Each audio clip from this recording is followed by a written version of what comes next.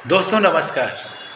अंग्रेजी कवि Robert Frost की कुछ बेहतरीन पंक्तियों के साथ मैं आपके सामने हूँ।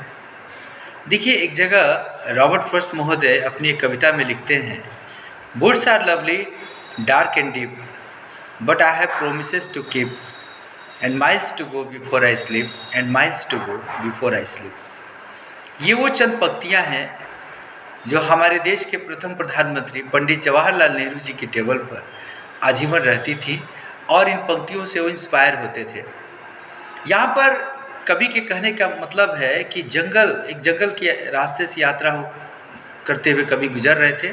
उनका कहना है कि ये जंगल बहुत ही खूबसूरत है, शांत है, स्थिर है, यानी कि प्रकृति की मनोरम छटा को दर्शाते हैं।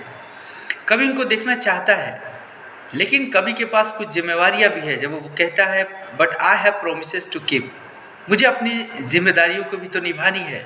ये कवि के जीवन से जुड़े दायित्वों की बात करते हैं और उन जिम्मेदारियों को पूरा करने के लिए बेशक कुछ चीज़ें हैं जो बड़ी मनोरम है, अच्छा लगता है, जिसको कवि निहारना चाहता है, दीदार करना चाहता है, लेकिन जिम्मेवारियों के चलते कवि वहाँ बहुत देर तक नहीं रुक सकता।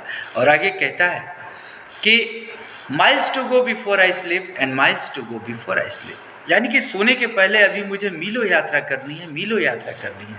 यहाँ पर सोने का मतलब डेथ से भी हो सकता है। कभी का भाव ये भी हो सकता है कि जीवन की जिम्मेदारियों को निभाने के लिए हमें दिन रात एक करके मेहनत करनी होगी और उसके लिए हमको जीते जी अपने जीवन में ही मृत्यु से पहले बहुत सारी जिम्मेदारियों को निभा देना है।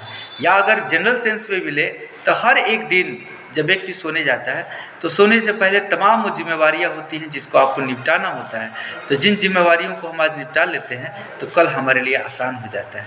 Thank you.